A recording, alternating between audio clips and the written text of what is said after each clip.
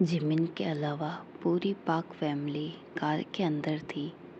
मीहो mister and Mrs पाक से कहती है, आज मैंने पार्टी में बहुत ज़्यादा एंजॉय किया।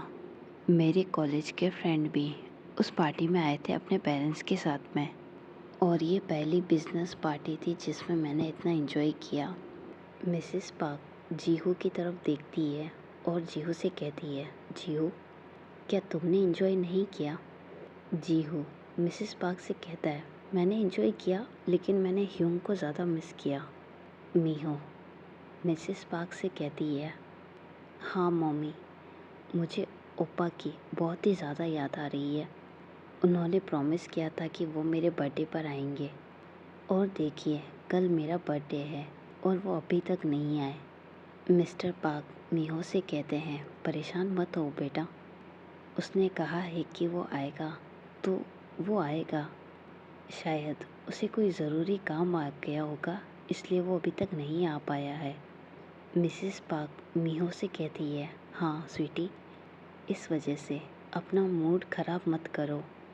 तभी जीहू मीहो से कहता है, अरे हाँ पिगी, उदास मत हो, देखो 12 बजने ही वाले हैं और हमारे ह्यूंग शायद तुम्हें फ़ोन पर ही हैप्पी बर्थडे बोल दे।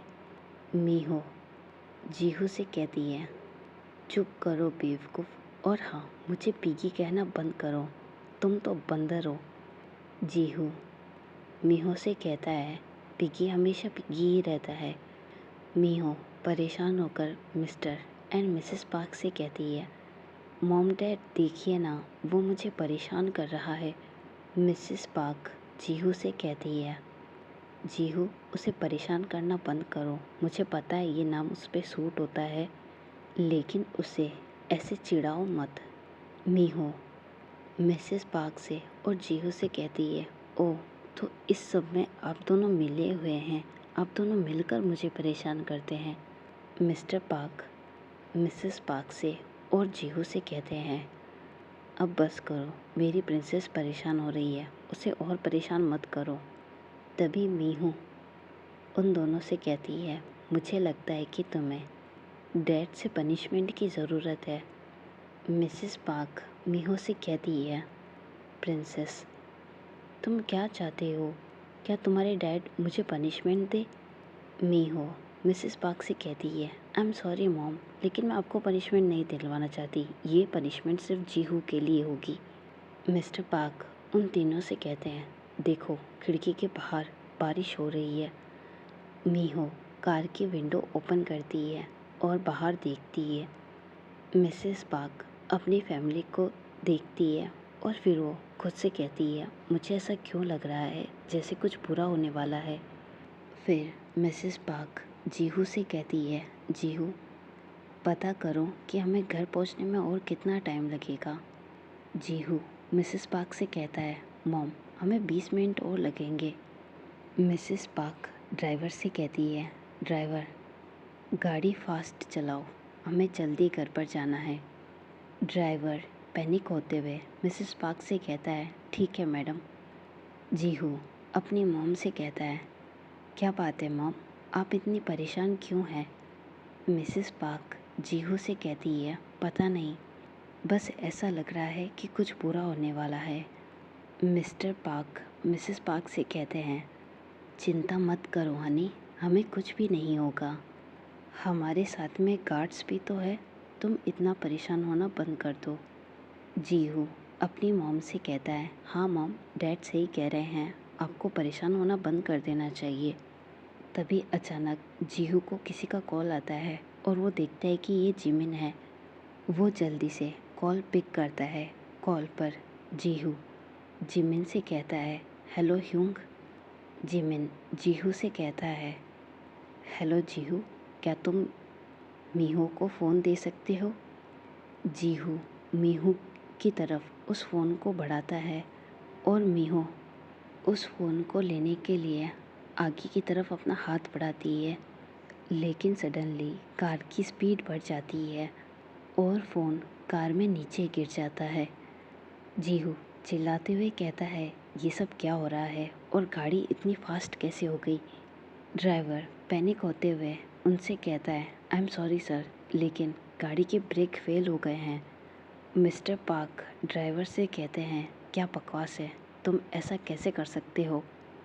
मिसेस पार्क मीहू को अपने पास में रखती है। मीहू उन्हें हग कर लेती है क्योंकि वो बहुत ही ज़्यादा डर गई थी। मिसेस पार्क मीहू से कहती है, डरो मत, डैड हमें कुछ भी नहीं होने देंगे। मीहू रोते हुए कहती है, मुझे फिर भी बहुत ज़्यादा डर लग रहा है। इधर जिमिन अभी भी कॉल पर था। वो उन सब से कहता है, हेलो हेलो, क्या तुम सब ठीक हो? मुझसे बात करो मीहू, मुझसे बात करो। कार की स्पीड और भी ज़्यादा बढ़ जाती है।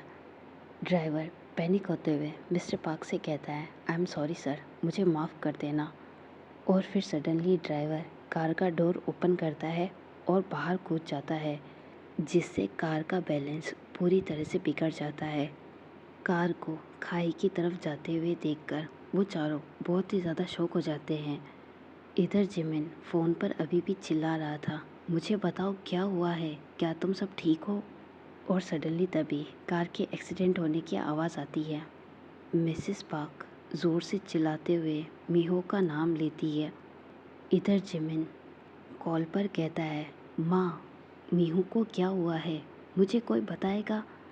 कुछ देर में कार के पास सभी गार्ड्स आ जाते हैं। उनमें से एक गार्ड की नज़र फ़ोन पर जाती है।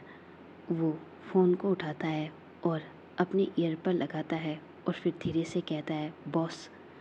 जिमिन चिल्लाते हुए कहता है, क्या हुआ? मॉम ने मीहू का नाम इतनी ज़ोर से क्यों चिल्लाया?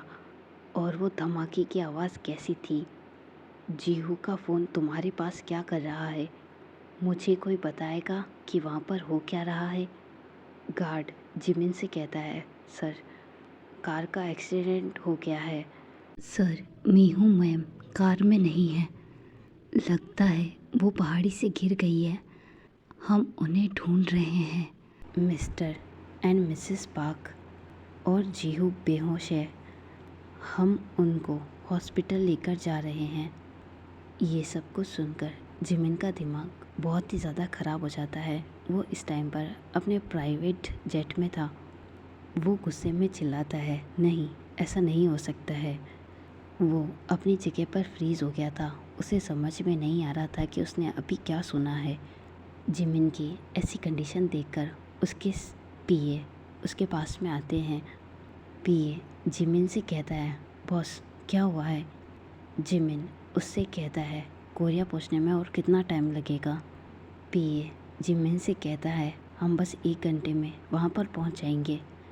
पीए ये कहते टाइम पर बहुत ही ज़्यादा डरा हुआ था क्योंकि वो जिमिन का गुस्सा साफ साफ देख सकता था। फिर जिमिन कॉल पर उस गार्ड से कहता है, मैं 1 घंटे में वहाँ पर पहुँच रहा हूँ, लेकिन पता लगाओ कि वो ड्राइवर कौन था। और हाँ, मीहो के बारे में मुझे बार बार बता। कार एक्सीडेंट के बाद में ड्राइवर एक बिल्डिंग में एंटर करता है। ड्राइवर एक आदमी से कहता है, मैंने वही किया जो तुमने मुझसे करने को कहा था, अब तुम्हारी बारी है हमारी मदद करने की। वो आदमी स्माइल करते हुए उस ड्राइवर से कहता है, तुमने अभी अभी अपनी लाइफ की सबसे बड़ी गलती कर दी है। ड्राइवर उस आदमी से कहता है, इसका क्या मतलब है? तुमने मुझसे कहा था कि तुम इस एक्सीडेंट के बाद में मुझे इस कंट्री से भागने में हेल्प करोगे, और अब तुम कह रहे हो कि मैंने बहुत ही बड़ी गलती कर दी। वो आदमी ड्राइवर से कहता है, तुमने मुझ जैसे अजनबी पर भरोसा कर लिया, तुम तो ये भी नहीं जानते कि मैं हूँ कौन। वैसे तुम्हें ये सब कुछ जानने की भी ज़रूरत नहीं है। ड्राइवर उस आदमी से कहता है, मुझे कुछ भी नहीं पता है, मुझे बस यहाँ से बाहर निकालो, मैं इन सब झंझट में नहीं पड़ना चाहता हूँ।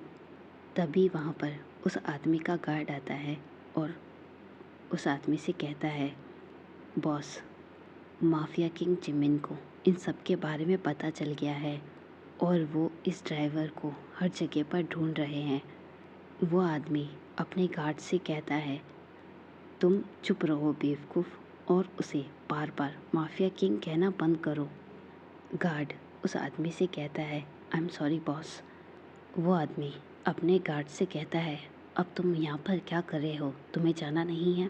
तभी गार्ड उस आदमी से कहता है, सर हमें इन्फॉर्मेशन मिली है कि शायद मिस मीहो मर गई है, क्योंकि कार का बैलेंस इतनी बुरी तरह से बिगड़ गया था कि वो कार के आगे जा गिरी और इसके बाद वो मिसिंग है। जबकि पाक जी हो और मिस्टर एंड मिसेस पाक हॉस्पिटल में भर्ती है। वो आदमी तभी ड्राइवर को गुस्से में कहता है, तुमने क्या किया? तुमने तो कुछ भी नहीं किया, उनमें से कोई भी नहीं मरा।